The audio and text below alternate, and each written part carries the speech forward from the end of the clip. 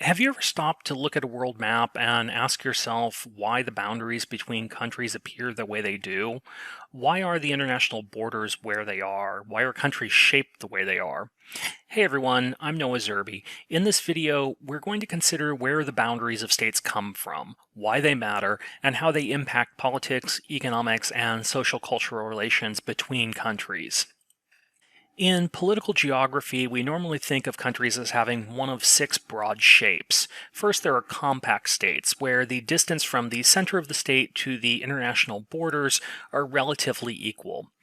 Such states might include Belgium or Poland and are ideal from a foreign policy perspective as they represent the minimum border to defend, and it's a relatively simple process of providing infrastructure within the country like roads and railways because all of the country is sort of equally accessible. Next, we have elongated or attenuated states, which are much longer in one direction than another. Examples of elongated states might include Norway or Chile, which are considerably longer than they are wide. Such states are normally more difficult to defend and construct infrastructure for. Governance in such states is frequently weaker the further you get away from the central capital. Fragmented states have non-contiguous pieces of territory. Most often, these are archipelagos like the Philippines or Indonesia, but they can also include countries like India, which has territory separated by Bangladesh, or Russia, which owns a small piece of territory known as Kaliningrad along the Baltic. Fragmented states are difficult and often more expensive to govern and defend. Protruded or prorupted states have extensions that jut out or protrude from the main territory. Namibia and Thailand are examples of protruded states. A perforated state is one that completely surrounds another state. South Africa is an example of a perforated state because it completely surrounds Lesotho. Italy is also a perforated state because it completely surrounds San Marino and the Vatican. And finally, compound or complex states are those states that possess more than one of these characteristics. The United States, for example, is a compound state because it's compact when referring to the continental United States, but it's also fragmented because of Alaska and Hawaii. Historically, most international borders tended to form along natural geographic features, particularly rivers, lakes, or even mountain ranges.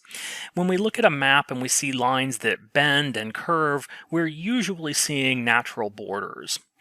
While their military importance has declined over time, such natural boundaries were historically viewed as being more strategically defensible, and as a result were preferable to non-natural boundaries.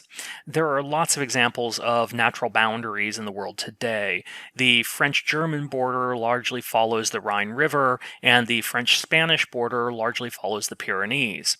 Similarly, the Mekong Delta separates Thailand and Laos, and the US border with Canada in the east follows the Niagara River, while the southern border with Mexico follows the Rio Grande.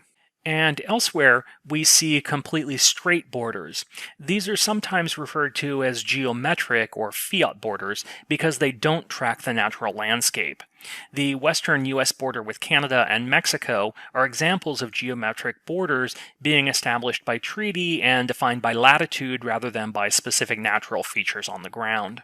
Such boundaries are particularly common in the post-colonial world.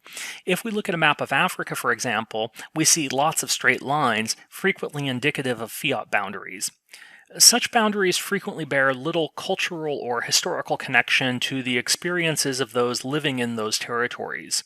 In the case of Africa, much of the post-colonial landscape, including the international boundaries, were established by the colonial powers with little respect for or knowledge of the specific regions or states they were creating.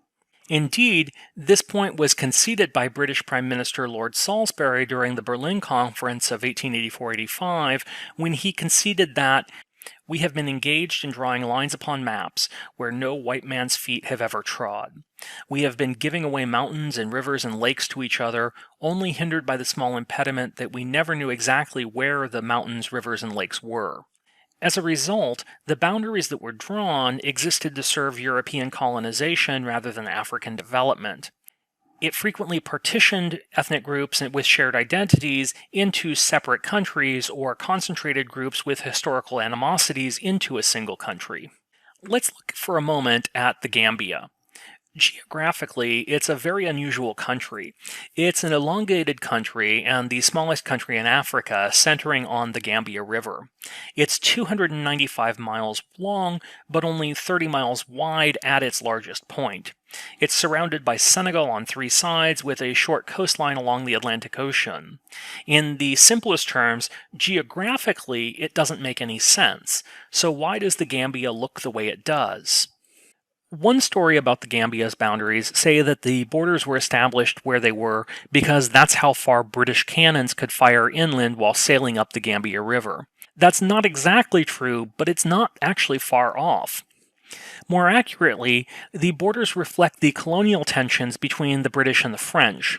Throughout the 17th century, British, French, and Dutch trading companies were all working to establish a presence on the West African coast, frequently clashing with one another over the control of river mouths, which would provide access to routes into the interior of the continent. Britain prioritized control of the Gambia River in part because France already controlled the Senegal River to the north, and in part because Britain believed that the river may provide access to the fabled city of Timbuktu, which it believed to be a wealthy and powerful country. The Gambia would also provide a waypoint for British colonial outposts further to the south. But at this point, colonial ambitions outpaced actual control. Britain controlled the mouth of the river through a small island that allowed them to travel, trade, and enslave the local population to the Americas, but the British didn't control any significant territory outside of that until the 19th century, when both Britain and France would seek to establish more formal territorial claims and more effective colonial control. At the Berlin Conference, Britain claimed the Gambia as a British protectorate, a claim which the French government recognized, even while the two disagreed about where the eventually boundaries between the Gambia and Senegal, which was claimed by France, would lay. Initially, Britain and France agreed that Britain would control an area 6 miles deep on each side of the river, as far east as Yaouré-Tenda, the furthest navigable point of the Gambian River. When a joint Anglo-British Boundary Commission arrived in 1891 to map the boundary, it encountered resistance from local rulers who did not recognize British and French claims over their territory. The Boundary Commission was forced to retreat until a larger force from the British military would arrive to subjugate the region through force. The boundaries that were eventually established look very similar to the international boundaries that exist today, but they don't really reflect the historical development or cultural or ethnic identities that exist on the ground. This is one of the main legacies of colonialism. That's it for now. Please leave any questions you have in the comments section below, and thanks for watching, everyone. Have a good day. Bye.